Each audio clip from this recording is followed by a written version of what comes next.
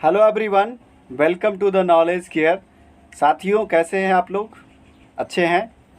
How is the जोश? कैसे हैं? ज़रूर अच्छे होंगे। और भगवान से प्रार्थना करता हूँ, भोलेनाथ से प्रार्थना करता हूँ कि आप लोग बहुत अच्छे होंगे और मस्त होंगे। और सावन का महीना चल रहा है तो आप लोग भगवान शिव को ज़रूर याद कर रहे होंगे। तो चलिए, मैं आज बात करूंगा आपसे संविधान सभा के विकास के चरण की। जी हाँ, राजनीति शास्त्र पॉलिटी की हमारी श्रृंखला चल रही है और उसमें हम आज बात करेंगे संविधान सभा के विकास के चरण की। Development study of constitution. ठीक है। संविधान सभा का जो विकास हुआ वो 3 चरणों में हुआ। और पहला जो चरण है मित्रों, ये आपका 6 दिसंबर 1946 से 14 अगस्त 1947 तक था।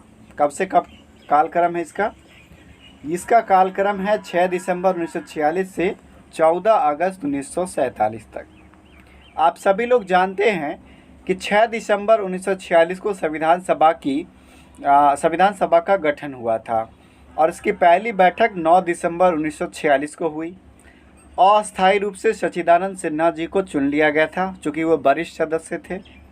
11 दिसंबर 1946 को डॉक्टर राजेंद्र प्रसाद जी को अस्थायी अध्यक्ष चुन लिया गया था और सर बेनेगल नरसिंह राव जी को प्रारूप तैयार करने की जिम्मेदारी दी गई थी कि आप प्रारूप बनाकर दीजिए। ठीक है। 13 दिसंबर 1946 को जवाहरलाल नेहरू जी ने उद्देश्य प्रस्ताव पेश किया। ऐसा कहा जाता है कि उनके पिताजी ने तैयार किया था। तो उद्देश्य प्रस्ताव जो कि प्रस्तावना का आधार बना, उससे हम उस प्रस्तावना को पेश किया गया कब? 13 दिसंबर 1946 को। दरअसल हमने इस प्रस्तावना को 22 जनवरी 1947 को अंगीकार किया। उसके बाद से हमारी जो संविधान सभा है उसने धीरे धीरे उस पर काम करना शुरू किया और संविधान निर्माण की प्रक्रिया स्टार्ट हो गई। हमारे संविधान निर्माताओं ने ईंट से घर बनाना शुरू कर दिया, मतलब धीरे धीरे संविधान को बुनना स्टार्ट कर दिया। ये कोई एक दिन की बात नहीं है दोस्तों। ठीक है। दूसरा चरण है 15 अगस्त 1947 से 26 नवंबर 1949 का। दरअसल 14 अगस्त 1947 तक तो हम लोग एक ही थे।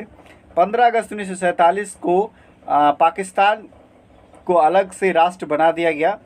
बहुत जिद कर रहे थे वो लोग, बना दिया गया। तो 15 अगस्त 1947 के बाद से लेकर 26 नवंबर 1949 का जो चरण है उसको भारतीय संविधान सभा का विकास का दूसरा चरण कहा जाता है। और इसमें संविधान सभा एक प्रभुत्व संपन्न एवं अस्थायी संस्था के रूप में कार्य करती रही। मतलब इसका काम क्या करना था? संविधान निर्माण करना था और उसी के माध्यम से देश का शासन भी चल रहा था। दरअसल संविधान सभा 2 प्रकार से काम कर रही थी। पहली चीज़ कि वो जब एक बार बैठती थी संविधान सभा के रूप में तो वो कानून निर्माण पर सोचती थी, उस पर बहस होती थी। दूसरी चीज़, जब वो एक संसद के रूप में बैठती थी तब उसकी अध्यक्षता गणेश वासुदेव मावलंकर जी करते थे और उस समय देश को चलाने की बात होती थी। तो संविधान सभा 2 प्रकार से कार्य कर रही थी। तो ऐसा 26 नवंबर 1949 तक चला। आगे क्या हुआ?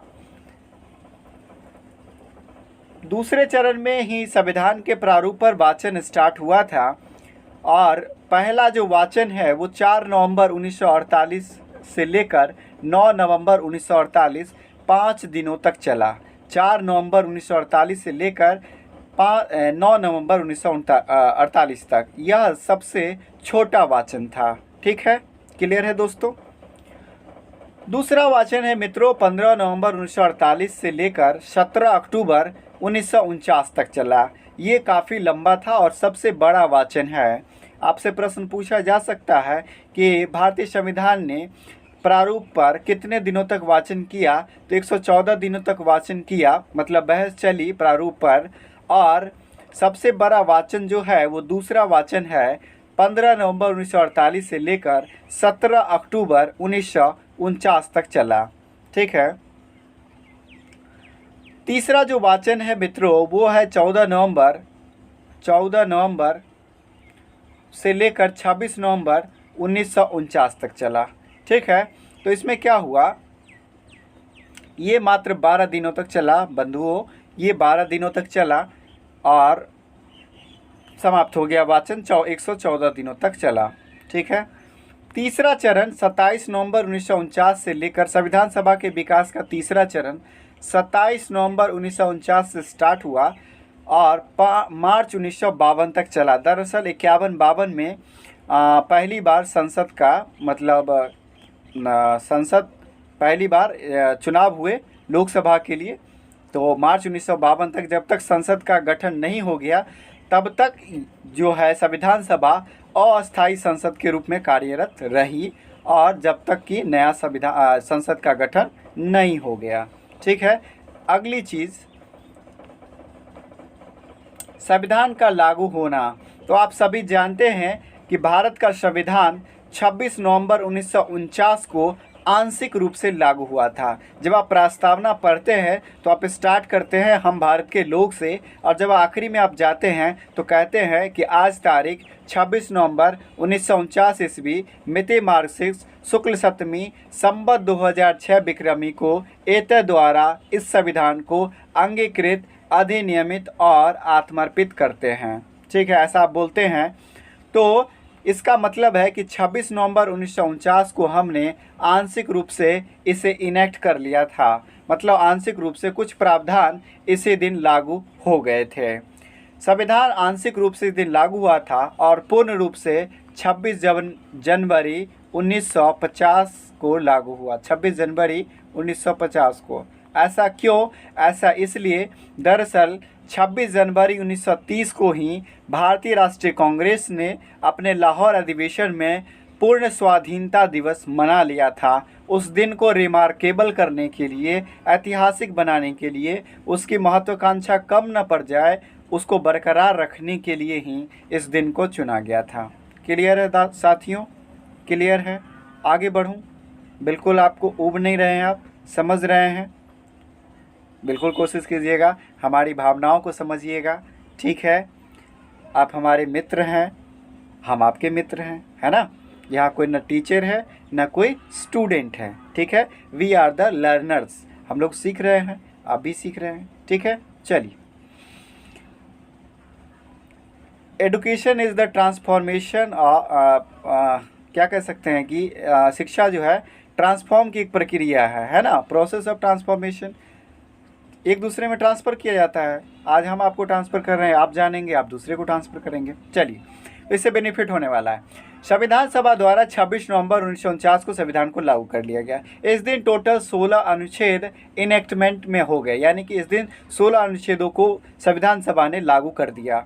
कौन से अनुच्छेद थे? अनुच्छेद 5, 6, 7, 8, 9, 5 से लेकर 9 तक। इसके अलावा 60, 324, 366, 367, 379, 380, 388, 391, 392, 393 और 394, टोटल 16 अनुच्छेद इसी दिन लागू कर लिए गए। ठीक है, जो बाकी शेष बचे उनको 26 जनवरी 1950 से लागू कर दिया गया और भारत उस दिन से गणतंत्र घोषित हो गया। संविधान सभा ने आखिरी बैठक की, लास्ट मीट संविधान सभा की 24 जनवरी 1950 को हुई। कब हुई आखिरी बैठक? 24 जनवरी 1950 को। इस दिन कौन से काम हुए? तो इस दिन सबसे पहली चीज़, इस दिन हस्ताक्षर काम हुआ, हस्ताक्षर किए गए। संविधान पर सभी लोगों ने हस्ताक्षर किए। कुल कितने लोगों ने हस्ताक्षर किए? 284 लोगों ने हस्ताक्षर किए। ऐसा क्यों? तो कुल सदस्य थे 299, लेकिन कुछ सदस्यों ने अपने हस्ताक्षर नहीं किए और दरअसल वे नाराज़ थे, इस वजह से उन्होंने दस्तखत नहीं किए। तो कुल सदस्यों के जो हस्ताक्षर थे 284 ही थे। सबसे पहले जवाहरलाल नेहरू जी ने दस्तखत करना शुरू किया और सबसे आखिरी में राजेंद्र बाबू ने साइन करके संविधान को उस दिन विराम दे दिया। ठीक है, राष्ट्रपति निर्वाचित कर लिया गया इसी दिन राजेंद्र बाबू को। 24 जनवरी 1950 को ही उनको राष्ट्रपति मान लिया गया, मतलब निर्वाचित कर दिया गया। तो आपसे एक प्रश्न है कि क्या राजेंद्र बाबू वोटिंग के माध्यम से राष्ट्रपति निर्वाचित हुए थे क्या? आप अपने सुझाव या कमेंट के माध्यम से हमें ये जानकारी ज़रूर दें। हम आप इसके लिए आपका बहुत बहुत आभारी रहेंगे। ठीक है, राष्ट्रपति जी तो चुन लिए गए राजेंद्र बाबू। अब 5, 6, 7, 8, 9, मैंने कहा कि 5 से लेकर लगातार 9 तक ये नागरिकता से संबंधित प्रावधान थे। दरअसल भारत गणतंत्र हो रहा था, तो नागरिकता तो पहली चीज़ है, क्योंकि उस समय बहुत विध्वंसक स्थिति थी, कौन यहाँ का नागरिक कौन यहाँ का नागरिक नहीं, और बहुत बुरी स्थिति थी भाई, बहुत भयानक स्थिति थी, गदर था, गदर मचा हुआ था। तो 5, 6, 7, 8, 9 ये नागरिकता से संबंधित है। और मैंने आपको भाग के वीडियो में बताया है कि भाग 2 में अनुच्छेद 5 से लेकर 11 तक नागरिकता से संबंधित प्रावधान है ना मित्रों, याद है ना भाइयों दोस्तों, है ना। चलिए, अनुच्छेद 60 इसको लिया गया उसी दिन इनेक्टमेंट में। क्यों? राष्ट्रपति तो हमने बना दिया, शपथ कैसे दिलाएंगे? चलिए अनुच्छेद 60 ले लेते हैं, उसको प्रावधान में ले लिया और राष्ट्रपति जी को, राजेंद्र बाबू जी को राष्ट्रपति की शपथ दिलवा दी। अगली चीज़, अनुच्छेद 324 निर्वाचन आयोग। आखिरकार निर्वाचन आयोग बनेगा तब ना 100 समय चुनाव होंगे। बिहार में क्या कहा जा रहा है? विद्यार्थी मर रहा है पढ़ाई के लिए, विद्यार्थी की कोई सुनने वाला नहीं। 6 वर्षीय, 8 वर्षीय, 5 वर्षीय विद्यार्थी बार बार पूछ रहा है कि एनटीपीसी का सर एग्ज़ाम कब होगा, ग्रुप डी का कब होगा, बीआरएसएससी का एग्ज़ाम कब होगा, लेकिन इलेक्शन समय से होंगे। ठीक है, तो निर्वाचन आयोग बहुत कर्तव्यनिष्ठ आदमी है भाई, इलेक्शन समय से होंगे। तो निर्वाचन आयोग 324 के आर्टिकल 324 में आता है। और यह भाग किस में आता है कमेंट करके ज़रूर बताएं। अगर आपने उस वीडियो को नहीं देखा है तो आपको नहीं पता होगा, पता है तो आप कमेंट करके बताइए। इट्स योर चैलेंज, मजाकिया लहजे में। अनुच्छेद 366 डिफिनेशंस, क्या क्या डिफिनेशंस होंगे संविधान से जुड़े हुए, जो भी वर्ड्स होंगे, जो कनिष्ठ वर्ड होंगे, उनकी परिभाषाएं उसमें दी गई थी। 367 निर्वाचन किया गया। ठीक है, उसके बाद अनुच्छेद 380 अंतरिम राष्ट्रपति का प्रावधान, मतलब कोई अंतरिम मंत्रिम नहीं होगा, जो होगा अब अस्थायी होगा, अब कोई अंतरिम राष्ट्रपति नहीं होगा।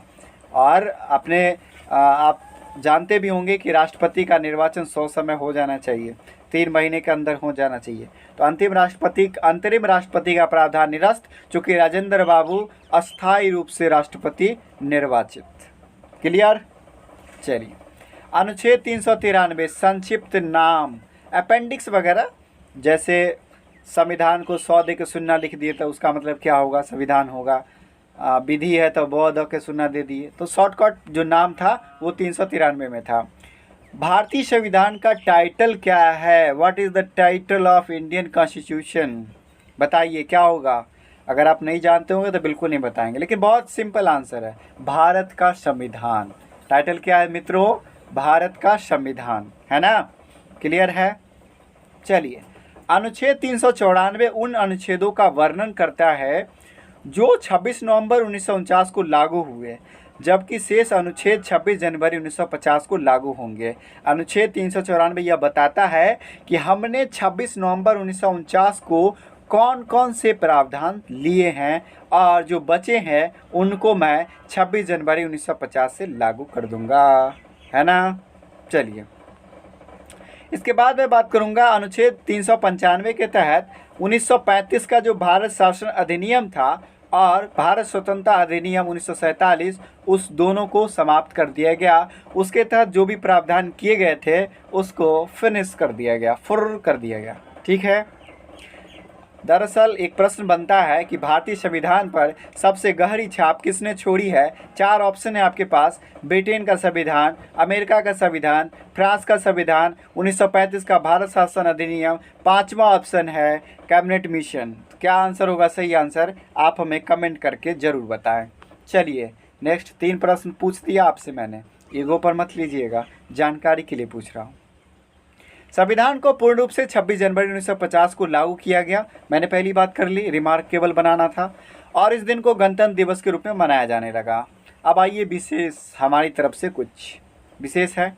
संविधान निर्माण में कुल कितने समय लगे? 2 वर्ष 11 माह 18 दिन। रटने की कोई आवश्यकता नहीं, आप इसे 6 दिसंबर 1946 से जोड़ें और आप कब तक जोड़ें? 26 नवंबर 1949 तक, इतना डेट आना तय है। कुल कितने खर्च हुए? 63,96,729 रुपये। कोई प्रश्न नहीं बनता इसे, हालांकि ये जानकारी के लिए ज़रूरी है। ठीक है, तो 63,96,729 रुपये कुल खर्च हुए इस पर। लगभग 60 देशों के संविधान का हमने अवलोकन किया। भारत 60 देशों के संविधान का अवलोकन करके तब ना इतना बड़ा विस्तृत संविधान बना। हमारा संविधान काफ़ी विस्तृत है, विश्व का सबसे बड़ा लिखित संविधान है ना मित्रों। चलिए, मूल संविधान में प्रस्तावना थे, इसके अलावा 22 भाग थे, 395 अनुच्छेद, 8 अनुसूचियाँ थीं। कब से? 26 नवंबर 1949 से। ठीक है, लेकिन वर्तमान में अनुसूचियों की संख्या 12 है। अनुच्छेद 395 ही है संख्या में, गिनती में 465 प्लस है, भाग 25 प्लस है गिनती में, लेकिन संख्यात्मक रूप से डिनोट जो है अभी तक संविधान पर वो 22 का 22 ही है। क्लियर? चलिए, एक एक चीज़ यहाँ पर क्लियर करनी है मित्रों। अब आइए जानते हैं संविधान सभा की एकमात्र महिला मुस्लिम सदस्य कौन थी। महिला मुस्लिम सदस्य कौन थी? तो वो थी बेगम एजाज रसूल। क्या आप जानते थे? दिल पर हाथ रख कर बोलिएगा, नहीं जानते होंगे। अच्छा, जानते हैं तो मुस्कुराइए। संविधान सभा का प्रतीक मोहर था। क्या था? प्रतीक मोहर क्या था? हाथी। क्या था? प्रतीक चिन्ह था हाथी, सशक्त, मजबूत, है ना। ये क्या किसका प्रतीक होता है? हाथी, समृद्धि का होता है ना। ठीक है, चलिए। गांधी जी को श्रद्धांजलि दी गई संविधान सभा के 7वें अधिवेशन में। दरअसल 30 जनवरी 1948 को हमारे बापू नहीं रहे, इनकी हत्या कर दी गई।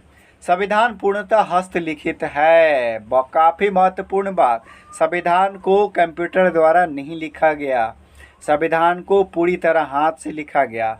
और जो भाई लोग अंबेडकर के मानने वाले हैं, कट्टर समर्थक हैं, वो थोड़ा सा नाराज़ हो सकते हैं इस बात से कि उनका कहना होता है कि संविधान हमारे बाबा साहब भीमराव अंबेडकर ने अपने हाथों से लिखा है। ये सही नहीं है। संविधान को पूरी तरह से हाथ से लिखा प्रेम बिहारी नारायण रायजादा जी ने। किसने लिखा?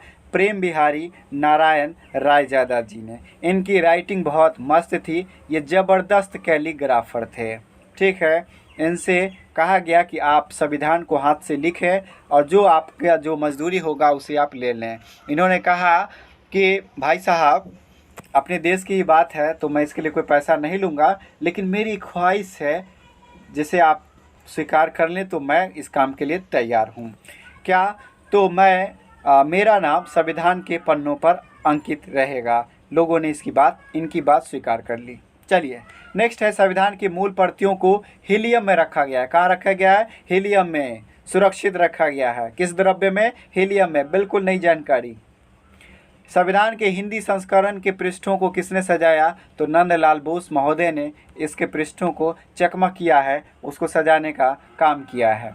विधि दिवस की बात कर लेते हैं तो विधि दिवस एल.एम. सिंघवी की सिफारिश पर एल.एम. सिंघवी जी ने सिफारिश की थी कि विधि दिवस मनाइए, इसको रिमार्केबल कीजिए। तो 26 नवंबर को भीमराव अंबेडकर की 125वीं जयंती पर 2015 में उनकी 125वीं जयंती मनाई गई। तो इस वर्ष से प्रत्येक 26 नवंबर को संविधान दिवस मनाया जाने लगा। और ये दरअसल अभी आप जो आएगा 2020 में, ये आपका क्या होगा भाई? छठा होगा ना। 2015 से मना रहे थे, 2015, 16, 17, 18, 19, 20, छठा होगा। ठीक है, छठा संविधान दिवस होगा। इससे पहले हम लोग विधि दिवस के रूप में मनाते थे। अंतर्राष्ट्रीय लोकतंत्र दिवस 15 सितंबर को मनाया जाता है। संयुक्त राष्ट्र महासभा ने 2017 में इस मामले में प्रस्ताव पारित कर दिया और हम लोग प्रत्येक वर्ष 15 सितंबर को अंतर्राष्ट्रीय लोकतंत्र दिवस मनाते हैं। भारत सबसे बड़े मतदाताओं वाले देश में गिना जाता है, लेकिन इसकी जो डेमोक्रेसी रैंक है वो काफ़ी कम है। कितनी है? अगर आपको जानकारी हो तो आप मुझे ज़रूर बताएं। मैं इसके लिए आपका अग्रिम धन्यवाद अर्पण करता हूं। संविधान सभा द्वारा स्वीकृति। संविधान सभा ने कुछ चीज़ों को स्वीकृति प्रदान की, जैसे राष्ट्रीय ध्वज तिरंगा को 22 जुलाई 1947 को अपनाया। उसके अलावा 24 जनवरी को राष्ट्रगान और राष्ट्रगीत के रूप में राष्ट्रगान और राष्ट्रगीत को ले लिया। राष्ट्रगान के रूप में जनगण मन और राष्ट्रगीत के रूप में वंदे मातरम। तो ये था हमारा कुछ संविधान के विकास के चरण से संबंधित कुछ महत्वपूर्ण बातें। इसको आपने बहुत ध्यान से सुना, आपने अपना सब्र नहीं खोया, इसके लिए हम आपका तहे दिल से शुक्रिया करते हैं। और हम आशा करते हैं कि आप मेरे साथ पढ़ाई को एंजॉय कर रहे होंगे। और अगर हमारे वीडियोज़ अच्छे लगते हों भाई साहब, अगर आपके दिल को थोड़ी सी तसल्ली मिलती हो तो इसे अपने दोस्तों के साथ ज़रूर शेयर करें और बेल आइकन दबा लें, चैनल को सब्सक्राइब कर लें। ये तो मोटा मोटी बात है जो सब लोग कहते हैं। मैं आपसे ज़्यादा आग्रह नहीं करूँगा। अगर आपको अच्छे लगते हैं तो विनम्रतापूर्वक आप ये सब काम खुद ही कर लें, ठीक है।